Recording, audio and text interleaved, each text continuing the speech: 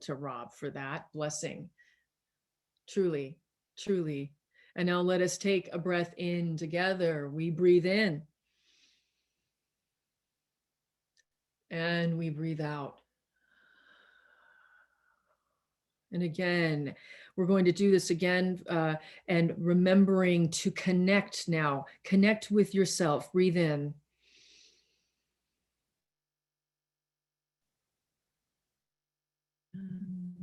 Breathing out. And if there is a higher power or a Godhead that you believe in, or if that is love, then now you connect to that and you breathe in. Let us breathe in. And breathing out. And once more, on this breath, we remember each other in this community and all the communities that may not be here right now, but we recognize our connection with them. And we breathe in. And breathing out. And it is surely in this holy place where we reside in connection that we remember what is good and what is important and what matters in our lives. We reconnect into our souls this night, yes? We reconnect to a Godhead or a higher power or a love, an exalted love right now, tonight. We reconnect to one another. And we recognize that there is a cord that is forever connecting us. And so where there is life, we feel it swell up within us. Where there is death, we do feel it diminish us because we are that connected. We are that connected. In fact, it is when we forget, when we lose connection, when we disconnect. We become afraid and we lose hope and we become full of doubt and worry, despair.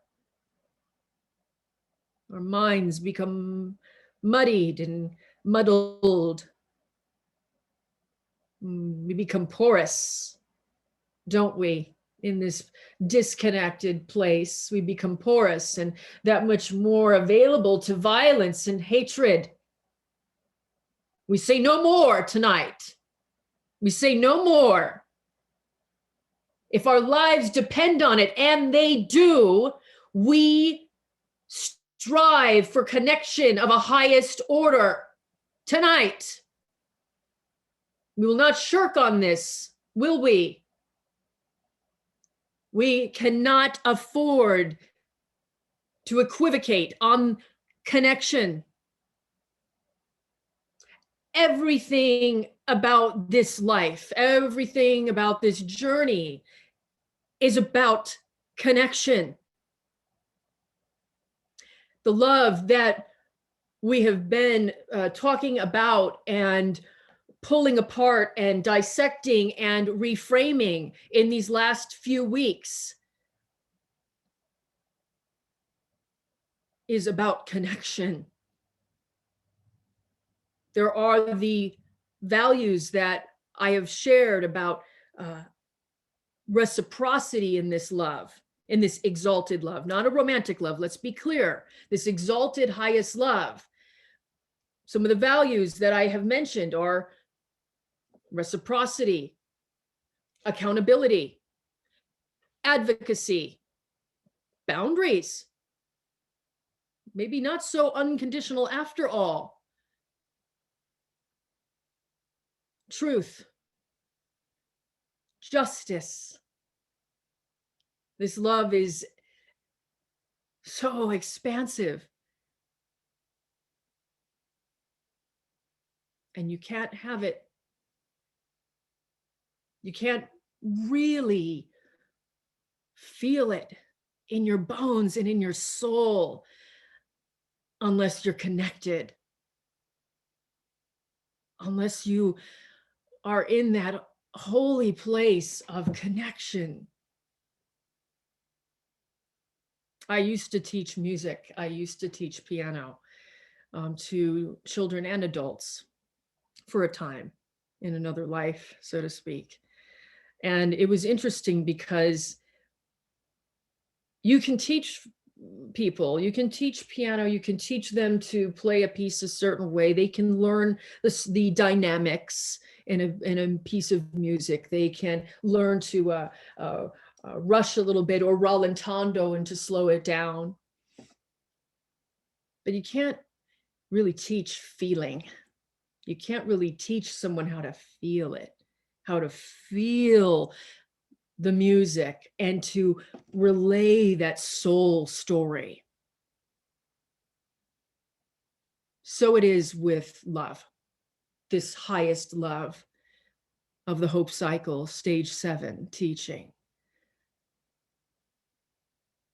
Yeah, we can study love. We can point to scripture or any sacred text, and we can theorize on it. We could read books about it and have a book study about it. We can intellectualize it all till the cows come home, as the saying goes. But if this highest love, if we are not receptive to seeing, just seeing what it wants to do to us, with us, to not receptive enough to allow it to take us somewhere, to have its way with us, that we may heal, not just as individuals, but as a society, as a culture, as a world, as a planet, then I don't know what we're doing here. I don't know if we are not going to be that available and that free with it and that brave and courageous, then I don't know what we're doing here. We are spiritually ready and ripe for it. We are. And pretty much everybody that I'm seeing, we're at 20 participants right now, and who knows on the Facebook, but you all have been on your journeys long before you came to roll. And so what can we do to increase our spiritual readiness and being that ripe and that unabashed about this love? I hope you can feel this. On a Zoom, it's very hard to feel in this way, but my guess is some of you can. There are things in this life, and feel this, please,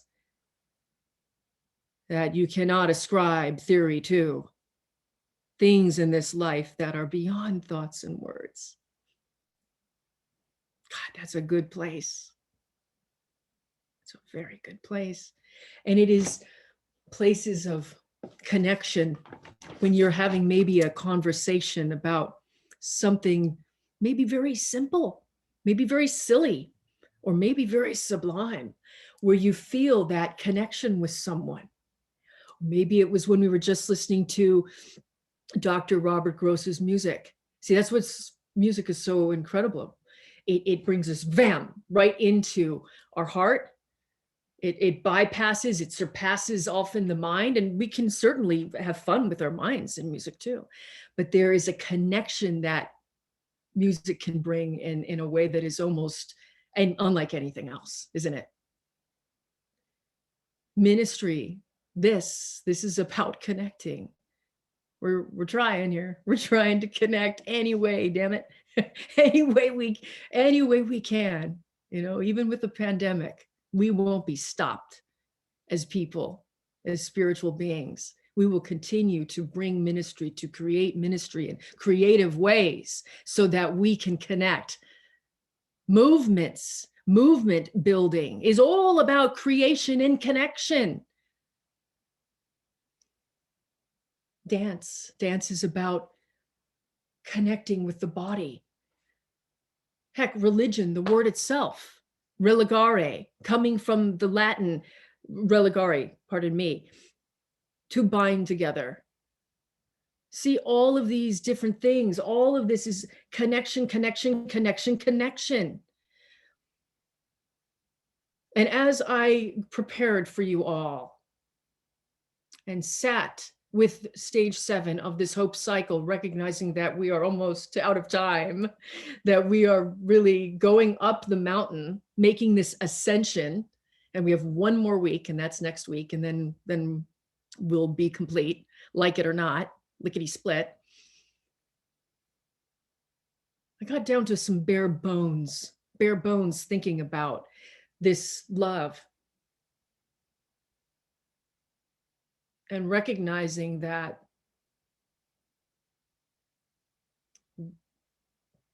the things that often block us, the fears, the doubts, the traumas, valid pains, the all the hiccups and all of the, I want to say seizures for some reason, seizures in life.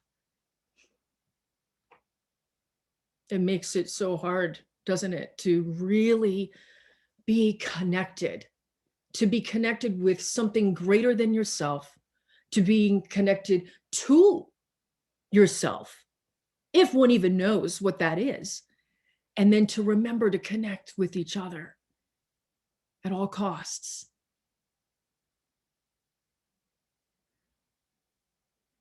When we lose this connection,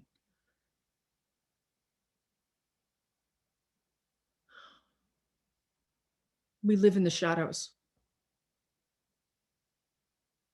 We hide ourselves.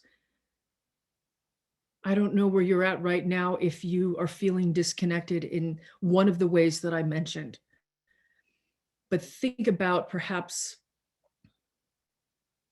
how your body feels when or if that is happening. If there's a sort of maybe a fear in your chest, a tightness in your chest, or maybe it's more like almost like an electricity going through your body, or maybe it's a numbness, maybe it's a frozenness.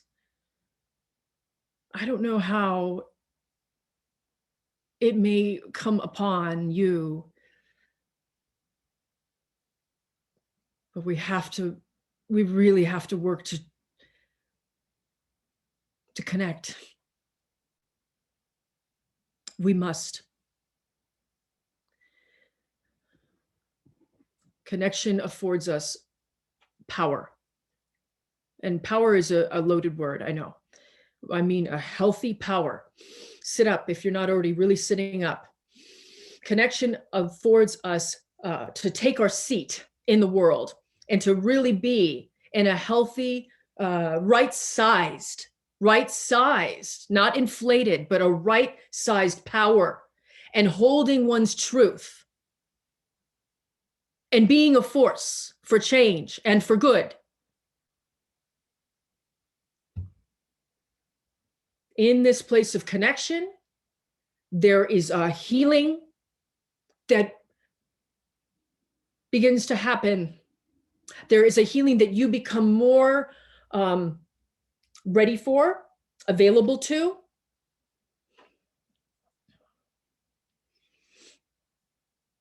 I'm sorry, I went off script again. I did it again. But it needed to be. Because it's that serious.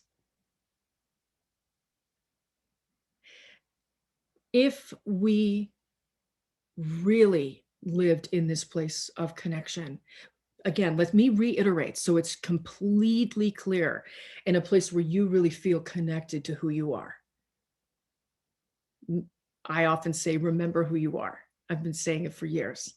When you feel really connected to yourself, simply, and connected to people, recognizing, even if, okay, even if those people, on a higher level, I will say it like that, on a higher level, we are all connected.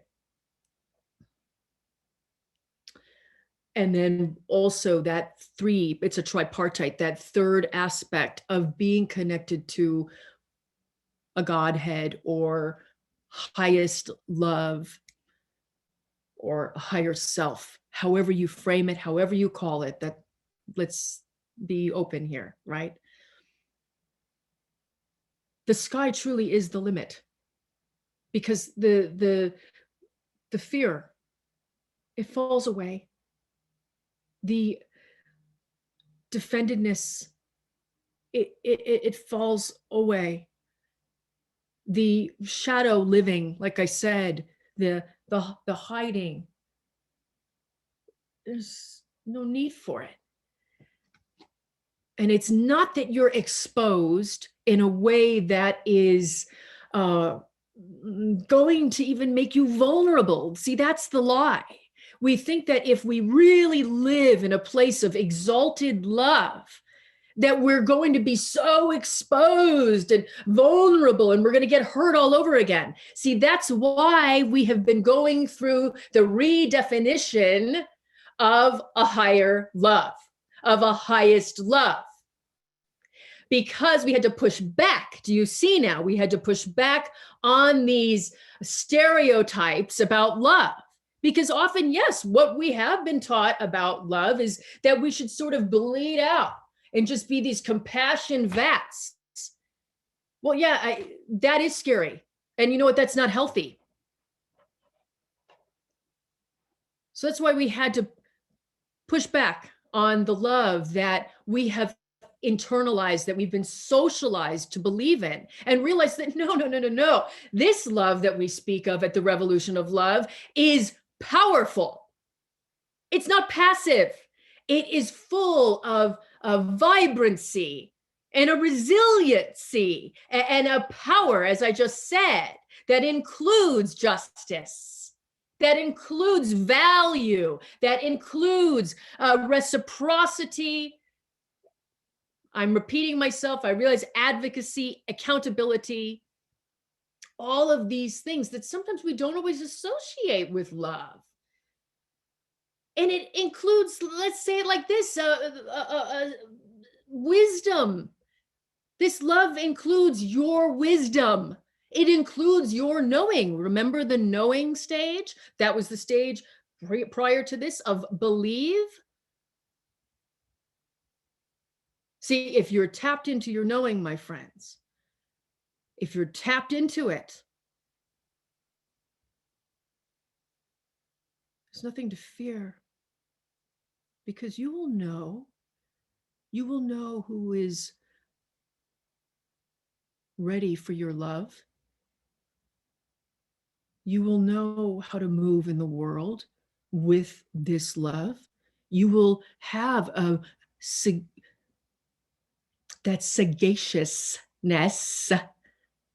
You will have that ability to use both head and heart and know where to move and groove in your life in order to not only create change for you, but for this world. This is not just about our healing and our own individual healing. This is a call to create change and healing in this world.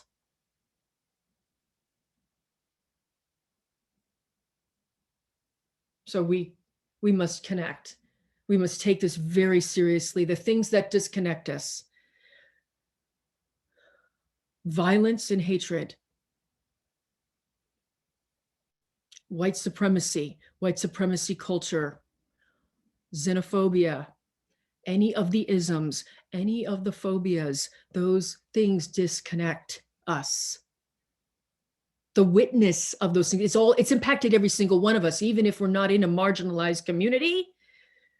It impacts us, and it starts to chip away and begin to disconnect us. Another thing that disconnects us outside of that socialization, a society and a culture of violence that I just mentioned, is the dis-ease of the mind. And we see this through addiction or addictive behaviors. And all of us have them. I'm not talking about necessarily drugs and alcohol. I'm talking about the monkey mind. And I'm talking about behaviors that create or cause you to live in the shadows and begin to hide out in your life and get you afraid. See, that is that dis-ease of the mind. It disconnects us. Let's go one level deeper. So we have society and culture, and a violent society and culture. And then we had this dis-ease of the mind that disconnects as well. And number 3, I do things in threes, is trauma, the trauma. Now, we could talk about collective trauma here. We could talk about in your youngest years. Now let's go conversely now, flipping these things. So how do we create the connections? We continue to educate ourselves, especially for that first disconnect that I mentioned, society and culture of violence. We must educate ourselves. We must take this very seriously, continue to educate. But for the second and third, and I don't mean to skip through that too quickly. Just we have to do the work. That's something that needs to happen outside of Sunday service. Yes, it does. For those second and third aspects of disconnection, that's of the disease of the mind and the traumas of our youngest selves. We can do another 3 things. I'm going to lay them out, and then we're going to be out of here. We're going to, because I don't want to do too much. The first thing that I thought of, and this is so important, everybody, for connection, to really come back to a steadfast connection, is to be honest. And I've said it in other stages of this hope cycle, but this is, please hear me when I say this, we must be honest. The people that don't make it, the people that don't recover, the people that don't heal,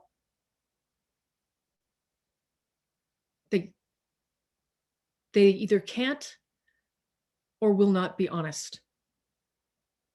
Be honest about who you are right now. I asked you last week, I said, if you had 1 week to live, what would you do differently? I didn't mean I would buy donuts or I'd have a hot dog and then I go to the Bahamas or Cabo San Lucas. I didn't mean that. I meant if the things that block you now from connection, if you had 1 week to live, would they still? Or would you look at yourself in a different way? Would you get honest about the ways that you move and groove in the world, about the ways that you think about yourself, about other people? Would the anger, would the doubt, would the worry, would the despair, would it maybe not have as much of a hold on you? And it's not to negate anything. I never would want to negate anyone's valid feelings and emotions and life experience. But if we had 1 week,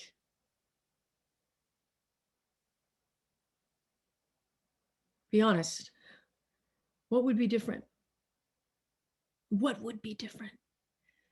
In order to restore connection, so we can have this highest love, a bountiful, supply of highest love, we first off must be honest about who we are. We have to really look at ourselves. And that is hard. But we're here. We're alive. And not everybody has that gift. Not the 8 people that got up on Tuesday. 7 women and 1 man. Asian women. 6 Asian women, pardon me. They don't have that gift. So we do. So we really reconcile tonight and say, I'm going to be honest. And you know what? That's all I'm going to say. I'm not going to gift the other things, the other 2. That's enough. Because honesty is it's a very challenging place to live. But you know what comes, my friends? And let's do this. Let's go up the mountain right now. Let's finish this out.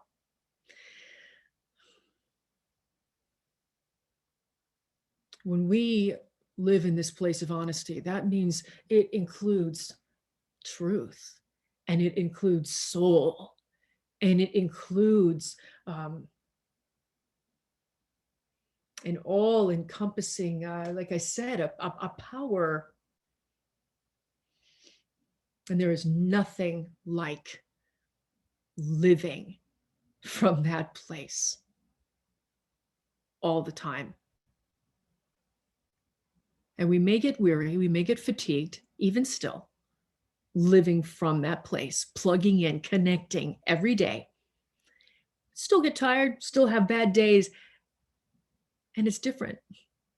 Because see, we see where we need to go. We see what we need to create. And we have that prophetic vision, and we do it together. We do it together. This is our call, every single one of us. We are here to heal and create change. This is the revolution of love. And we are here with this gift of life, with hearts beating and souls stirring. And I am grateful that we got to convene tonight. Bless you, my friends. Bless you. We are going to,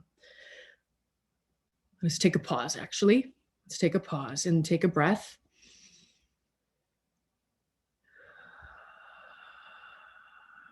Breathing in and allowing whatever needs to be moved or stirred in you to do just that. Or whatever needs to land and resonate to do just that. Very simple. No frills, no thrills. Just allowance. Yes. Ashe. Amen. Amen. We are going to move now into